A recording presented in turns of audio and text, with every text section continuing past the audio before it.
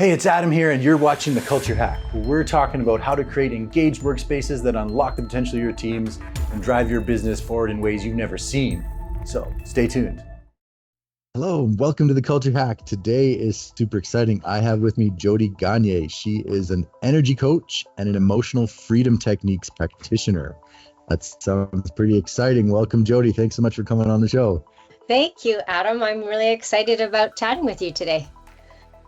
Fantastic. Well, first, tell us a little bit about what you do, about being an energy coach.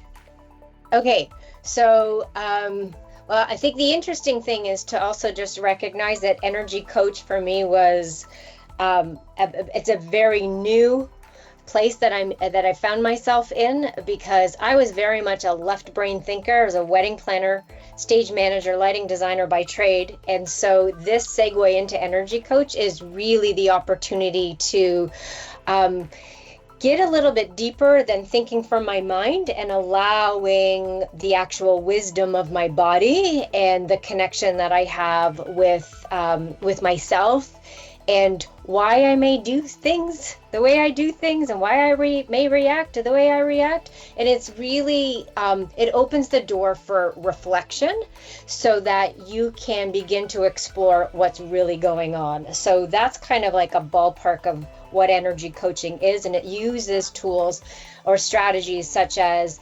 visualizations and meditations, and because it allows us to really start to trust what's coming in from the inside out, if you will. And that segued into emotional freedom techniques, which is also known as tapping, which is a stress reduction technique where we stimulate different acupressure points with our fingers on different points on our face and our body. That allows us to be able to regulate our nervous system while addressing whatever situation may be going on. So that was a very long-winded explanation, but I hope it sort of gives you an idea of what it is that I do. Okay.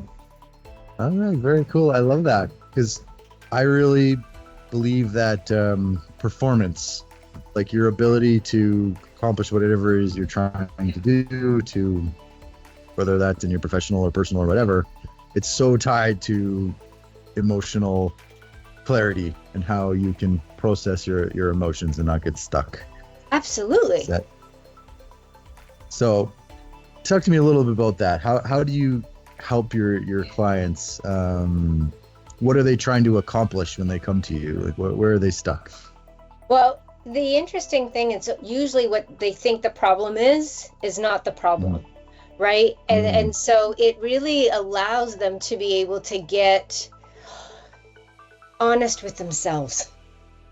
It's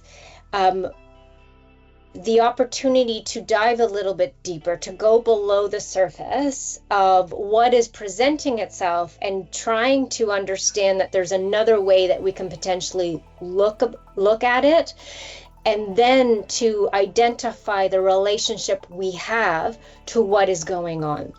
Because I don't think we allow ourselves to really figure out how we feel about a certain thing. We just look at it on how it's presenting, and we look at it in terms of how we judge ourselves about whatever is popping up. I like that. I know as a business owner, if there's a cash crunch coming or something like that, my least favorite thing to do is think about it, look at it, talk about it.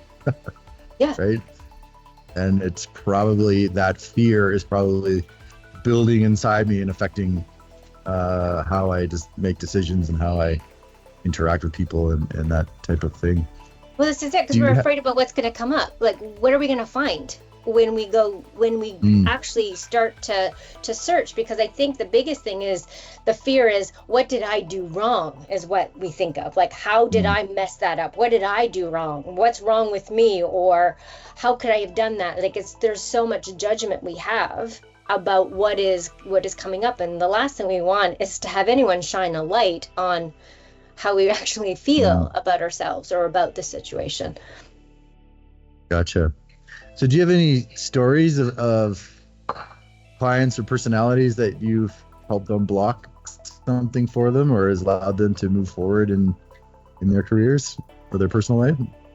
Yeah, I think probably one of my favorite stories, and I think it surprised us both on how quickly it happened.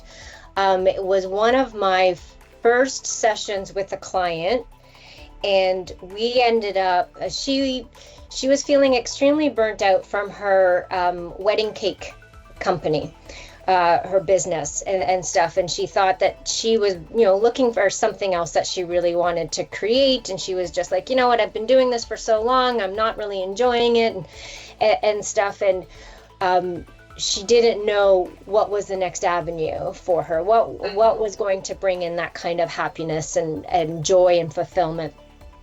And literally we spent some time just identifying where she believed her strengths were, and that practice or that strategy really allowed us to get clear about where the gaps were, of where she felt that she was falling short. And so all of a sudden this judgment of where she should be, what she should have done, what she should be doing was coming up to the forefront, and she wasn't allowing herself to really get clear on what was it about her cake industry, the cake business, that she found fulfillment and stuff. What was missing in this new career path that she was looking into and stuff. And it allowed us to then start a conversation about what was getting in the way, because we were able to really get to the root of what was coming up, what were the gaps keeping her from where she was to where she wanted to be. And it just allowed us to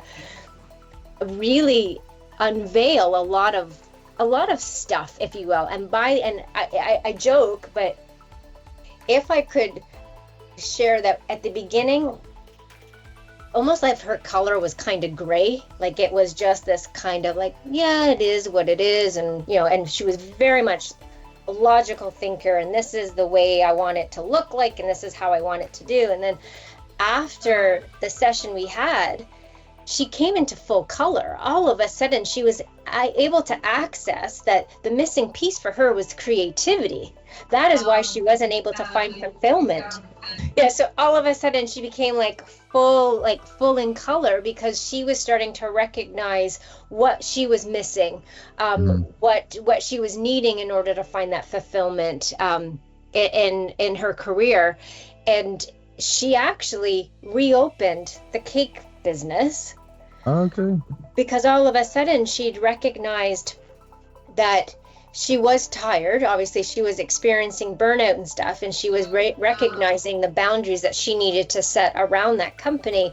But she realized that the new career that she was going into lacked the creativity that she really found alignment with in her cake industry. And so literally we did a few more sessions after that first session, and fast forward a year later, she has started 4 businesses. Wow. And Okay. she is just so much more in tune about what she brings to the table, what it is that she needs in order to feel fully alive and present with herself and with what her needs are. That it's an incredible, and I think the biggest thing, like I said, it's the amount of energy she has, because all of a sudden she has this awareness of how things were really bringing her down that she never had awareness around before. And it was just having that space to be able to explore and go a little bit deeper. I like that. I really believe that whether you're a business owner or a leader or whatever, if you're feeling stuck, like you're in a rut and you're not energized, then how can you energize a team or take on the world or whatever, right? So Absolutely. Understanding your own journey, or things like, why are you doing this in the first place? The grass can seem greener, right? But every other place is same but different problem. You'll find the same block. right? Well, this is it. And I don't think people put a lot of merit in the fact of how powerful we are as individuals. And if we can really gain some type of insight on the landscape of what's going on with us, it allows us to be able to respond more effectively to whatever is going on the outside. Because all of a sudden now, if we are looking at it from a sense of this isn't going to take me out, right? We now see the solutions in whatever's presenting, as opposed to literally having the problem in our face that there is no space to be able to decipher, discern, and respond. So it keeps us into possibility, which allows us to have access to choice. And choice is where our power really lies in terms of how we can affect the situation, the problem, the relationship, our health, like whatever you call, like whatever it tends to be. I love that. I love it. You need that space to make a choice. So what's one thing somebody could do out there that's listening to this to help them create some space? Okay. So I'm working on this. I love acronyms. Okay. So I've created this acronym called PACT. So like making a pact with yourself. And the P stands for permission to act differently that is in support of your well-being. So if we look at permission to activate awareness, so really allowing us to become, to be more aware of what is going on, that besides of what's showing up, then to cultivate curiosity and compassion as we explore, just to be curious about it, not making any meaning about it that it's wrong or I should be doing something different. So trying to eliminate or minimize the self-judgment that comes into it and just looking at it from a curious standpoint so that we can transform the knee-jerk reactions. And then when we get triggered, because I have been hijacked I don't know how many times by my emotions, it's really just stepping back and going, okay, because in the moment we can't change things, right? It's too late.